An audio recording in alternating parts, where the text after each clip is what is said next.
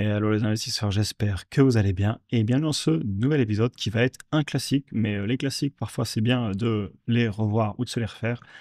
Et dans cette vidéo, on va donc parler des points hauts, notamment j'ai vu un article passer sur un média spécialisé français où on nous parle de double gap d'affilée, de quadruplé historique, de rocker, etc. Comme si c'était quelque chose d'exceptionnel. Et je voulais revenir là-dessus, déjà je voulais dire ben, bravo, les portefeuilles sont sur les plus hauts, les indices aussi comme le S&P 500, ça fait plaisir. Mais en fait, c'est pas étonnant. Et du coup, je voulais revenir sur ce sujet. Évidemment, il s'agit d'un conseil en investissement. Je partage ma vision des choses, mais chacun prend ses propres décisions. Cette vidéo, elle va être rapide. Il y aura un seul slide sur lequel j'ai mis tout ce que je voulais vous dire et je vais pas mal improviser, vous raconter des petites histoires sur ce qu'on a vécu ensemble depuis toutes ces années. Aussi, une étude très connue de JP Morgan et qui a été faite par plein d'autres personnes que JP Morgan sur les meilleures journées en bourse.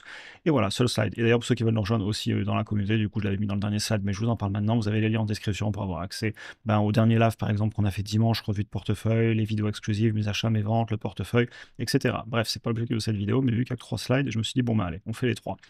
Et on attaque du coup à ce qui nous intéresse pour cette vidéo. Tout d'abord, l'étude de JP Morgan qui nous montre les retours sur investissement du S&P 500 entre 2004 et 2023, si on a été investi tout le temps, si on a raté les 10 meilleures journées, les 20 meilleures journées, etc.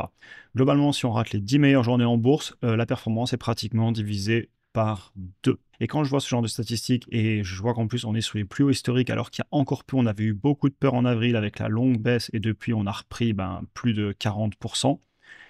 C'est le premier point que je vous ai mis là-haut. En fait, faire des points hauts, c'est plutôt normal, c'est quelque chose de régulier, il faut s'y faire. Alors les médias spécialisés vont nous sortir voilà, des doubles gaps ou 2 gaps d'affilée, un triplé de doublé intraday clôture. Voilà, bon, ça veut dire ce que ça veut dire.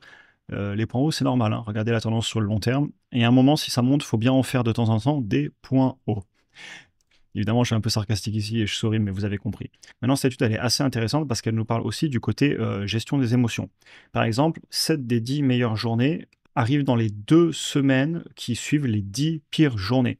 Et 6 des 7 meilleures journées arrivent après le pire jour. Et le petit texte qui est aussi en haut, il est intéressant. Il nous dit que les pertes font plus mal que les gains émotionnellement, et les marchés en baisse peuvent créer des réactions émotionnelles. Ils expliquent aussi que prendre le contrôle entre guillemets de son portefeuille et de vendre juste après les pires jours, très souvent ça amène à rater les meilleures journées, et qui dit rater les meilleures journées dit aussi ne pas avoir la performance sur le long terme du S&P 500.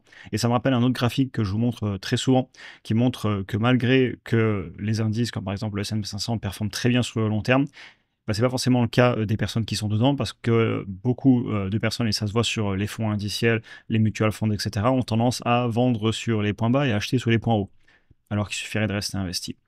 Maintenant, je ne dois surtout pas rater ces journées en bourse du coup, vous vous en doutez bien. C'est pour ça que je suis très majoritairement investi sur la globalité de mon patrimoine, sur pas mal d'actifs différents, et j'ai beaucoup de difficultés à venir vendre. J'aime pas trop ça, timer le marché. Souvent, quand j'ai voulu le vendre juste des actions individuelles, je l'ai regretté. Alors, je vous parle même pas des indices. Et en plus, au-delà du fait de rater les meilleures journées, tous les impacts sur la fiscalité, etc. Et tout simplement, le fait d'avoir beaucoup de cash, ça peut aussi brûler les mains. Donc, je reste investi depuis toutes ces années, je ne le regrette pas. Et par contre, j'ai un petit sentiment de FOMO, de peur de rater le train que je ressens et que je ressens aussi autour de moi quand j'écoute ce qu'on me dit, sur l'intelligence artificielle notamment. J'ai le sentiment que ça va changer beaucoup de choses. Je le vois au quotidien, je l'utilise énormément. Heureusement, j'y suis exposé en bourse, très content d'y être exposé, même si on me parle de bulles, s'il y a des peurs, etc. J'ai pas de raison de sortir du marché. Encore une fois, les statistiques m'indiquent que je dois rester. Je fais aussi très attention aux valorisations et aux analyses de chaque entreprise. Je peux m'amuser à acheter une entreprise à n'importe quel prix, aussi belle soit-elle, en tout cas présentée.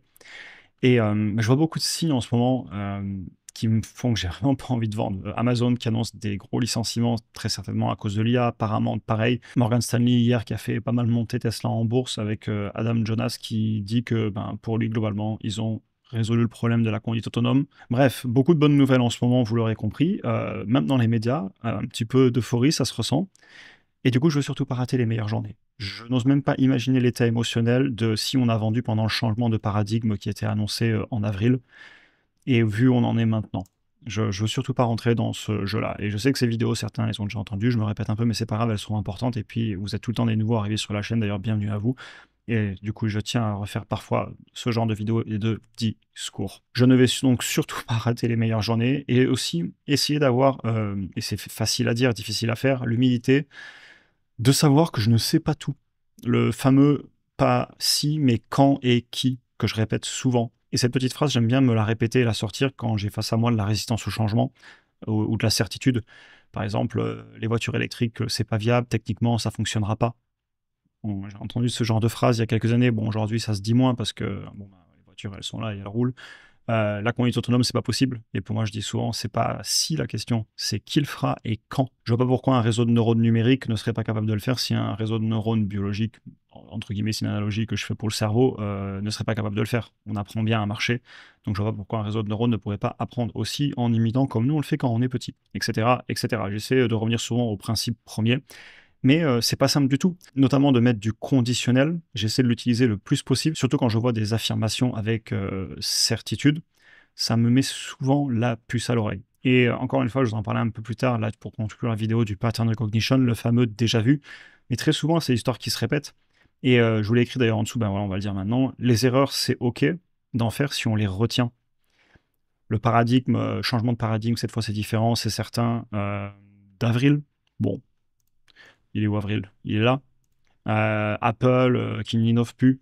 Ils sont sur les plus haut historiques, on va pas rouvrir le graphique, je veux pas que la vidéo soit trop longue.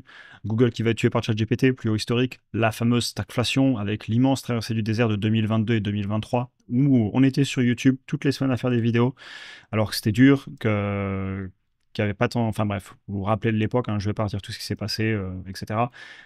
Mais voilà, aujourd'hui ça va bien depuis. Etc., etc. Rappelez-vous, fin 2018, début 2019, mars 2020. Au final, plus haut historique après plus haut hystérique depuis toutes ces années. Donc j'ai toutes ces peurs qui ont été projetées sur le marché, toutes ces envies de vendre, l'aversion à la perte. C'est-à-dire que quand on voit son portefeuille baisser un petit peu, même si ce n'était pas des plus-values actées, bah ça fait beaucoup plus mal que quand on le voit passer dans le vert. En fait, c'est normal et c'est toutes des choses qu'il faut combattre au quotidien. Et du coup, je vais essayer de rester humble le plus possible. Si c'était si simple, tout le monde le ferait. Rester investi, suivre ma petite stratégie et me préoccuper de ce que je contrôle. Laisser mon patrimoine monter. Je suis plutôt content de tout ce qui se passe depuis toutes ces années dessus, donc je vais continuer.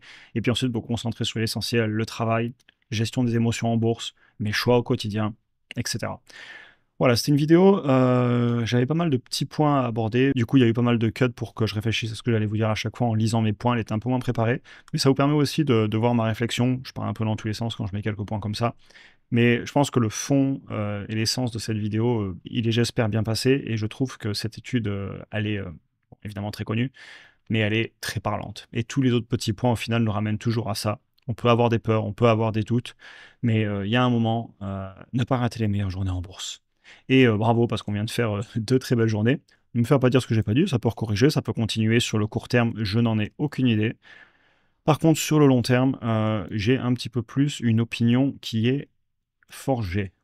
Voilà. Et on conclura là-dessus.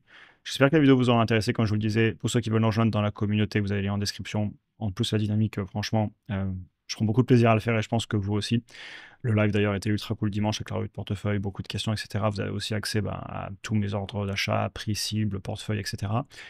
Et pour tout le monde, sinon, je vous retrouve demain sur YouTube pour une nouvelle vidéo. Et je vous souhaite une excellente journée à tous. Bonne journée à tous.